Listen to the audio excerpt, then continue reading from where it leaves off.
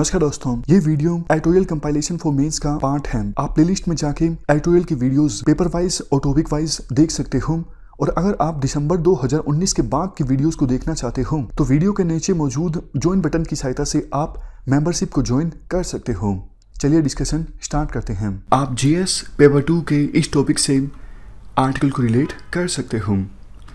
देखो, WHO में जो एग्जीक्यूटिव बोर्ड है इसके चेयरमैन बन गए हैं अब हमारे देश के हेल्थ मिनिस्टर डॉक्टर हर्षवर्धन।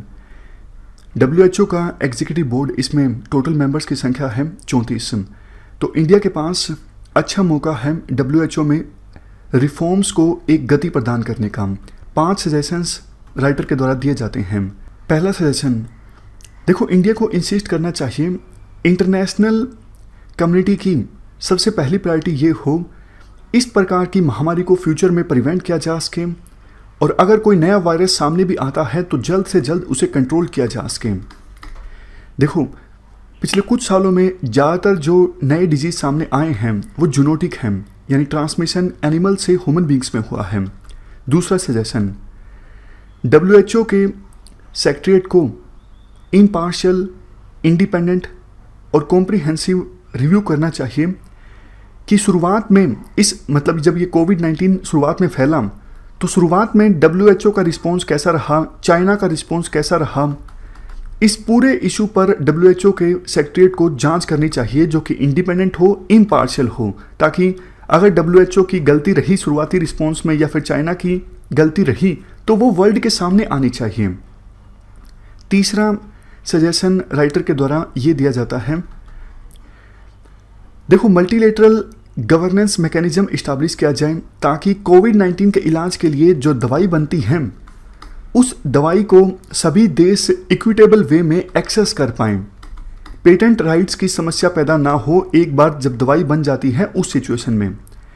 चौथा सजेशन, अभी वेस्टर्न कंट्रीज के द्वारा कैंपेन चलाया जा रहा है कि ताइवान को वर्ल्ड हेल्थ असेंबली का मेंबर होना चाहिए।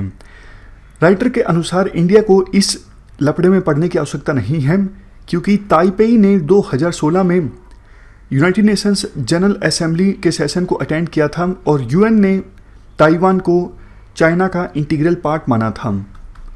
तो ताइवान के अंदर भी इंटरनल पॉलिटिक्स चल रही है, इसलिए इंडिया को फिलहाल इस इशू से दूर रहना चाहिए। लास्ट सजेशन राइटर ये देते हैं, देखो, वाइल्ड एनिमल्स का जो ट्रेड होता है या फिर कंजम्पशन होता है इस पर टोटल बैन लगना चाहिए। कुछ एक्सेप्शंस हो सकती हैं, लेकिन चाइना की वुहान मार्केट से ओरिजिनेट हुआ ये वायरस, ऐसी कुछ थ्योरीज बोलती हैं। तो ऐसी वेट मार्केट जो वुहान में चलती हैं, जहां से ट्रांसमिशन होता है इस प्रकार के वायरसेस का एनिमल से ह्यूमन बींग्स में, ऐसी मार्केट्स पर रोक लगनी चाहिए। तो ये 5 सजेशन राइटर के द्वारा दिए जाते हैं। इंडिया के पास अब लीडरशिप रोल है WHO का। वर्ल्ड हेल्थ असेंबली के द्वारा जो फैसले लिए जाते हैं उनको एग्जीक्यूट करने की जिम्मेदारी होती है एग्जीक्यूटिव बोर्ड के पास, और उस एग्जीक्यूटिव बोर्ड की चेयरमैनशिप अब इंडिया के पास है। तो ये हमने पूरा आर्टिकल डिस्कस किया। इस डिस्कशन में फिलहाल इतना ही है। Thank you very much for discussion.